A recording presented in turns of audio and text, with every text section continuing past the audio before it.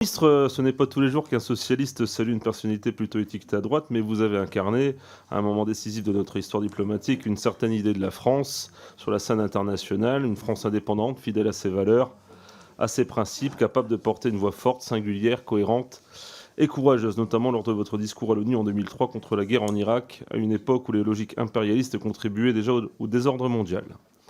20 ans plus tard, cette voix semble s'être affaiblie, Monsieur le Premier ministre. Nous assistons à un recul de l'influence française dans de nombreuses régions du monde, y compris dans celles où nous étions historiquement bien implantés. Dans le monde arabe notamment, notre position est de plus en plus contestée. Là où la France incarnait une forme d'équilibre et de justice au Proche-Orient, elle est aujourd'hui perçue comme étant illisible quand elle n'est pas décrite en raison de prises de position changeantes ayant brouillé notre image à l'international. Et avec l'Algérie, les revirements diplomatiques précipités depuis 2017 ont nui à la construction d'une relation apaisée, tournée vers l'avenir alors que l'histoire lie profondément nos deux pays. Les discours incantatoires et l'incapacité de la France à clarifier sa position ont contribué à affaiblir encore notre influence.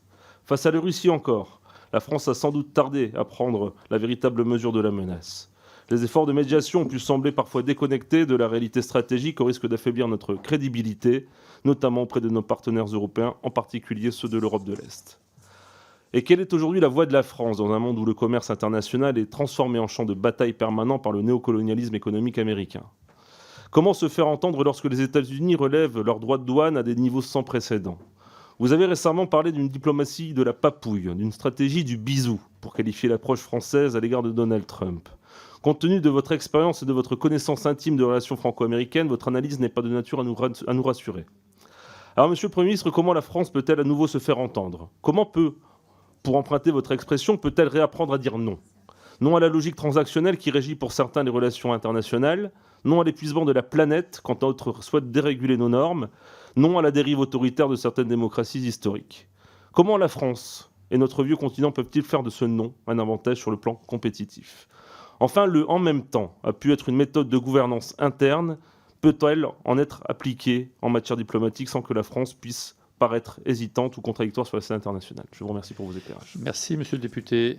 Monsieur le Premier ministre. Merci infiniment, Monsieur le député. Le défi, vous le rappelez, est immense. Le défi est immense parce qu'il s'agit à la fois d'inventer une nouvelle voie multilatérale avec l'ensemble des États qui sont aujourd'hui orphelins du système ancien et qui aspirent à cette refondation. Et là encore, je crois qu'il appartient à la France, il appartient à l'Europe d'être véritablement chef de file, ou en tout cas de poser les bases eux-mêmes de ce que pourrait être une nouvelle société internationale qui se ferait très largement, même si la porte reste ouverte, très largement sans les États-Unis et sans les États qui ne souhaitent pas aujourd'hui avancer collectivement dans le cadre de ce multilatéralisme. La deuxième exigence, me semble-t-il, c'est retrouver la capacité à faire sur le plan diplomatique. L'une des difficultés des dernières années, c'est le peu de capacité qu'a eu la diplomatie à marquer des points sur un certain nombre de crises. Une diplomatie, si elle ne permet pas de régler des grandes crises, eh bien, elle n'entraîne pas. Et vous me permettrez de prendre quelques exemples sur un continent que j'affectionne particulièrement, qui est l'Afrique, pour montrer comment nous pourrions nous investir davantage sur les crises africaines. Je pense à un pays comme le Soudan, qui est aujourd'hui la plus grande crise humanitaire mondiale, où la France devrait davantage soutenir une médiation régionale forte, portée par l'Union africaine, accompagnée d'un plan humanitaire d'urgence. De la même façon, en Éthiopie, où le risque est encore grand de voir à la fois le conflit tigréen, mais aussi le conflit lié à la volonté de l'Éthiopie d'avoir un accès à la mer et donc d'enflammer l'ensemble de la sous-région avec le Somaliland d'un côté, mais aussi l'Égypte de l'autre, nous devons être capables d'accompagner. Nous avons bonne relation avec le Premier ministre éthiopien, accompagner là aussi un dialogue. Et bien sûr, la République démocratique du Congo, où la France doit soutenir le processus qui a été lancé par Doha, proposer un mécanisme régional qui permette à la fois d'avancer dans la voie du désarmement, de la réintégration et renforcer la gouvernance des ressources naturelles. Enfin, et je termine par là, le Sahel reste emblématique d'un échec de la diplomatie française.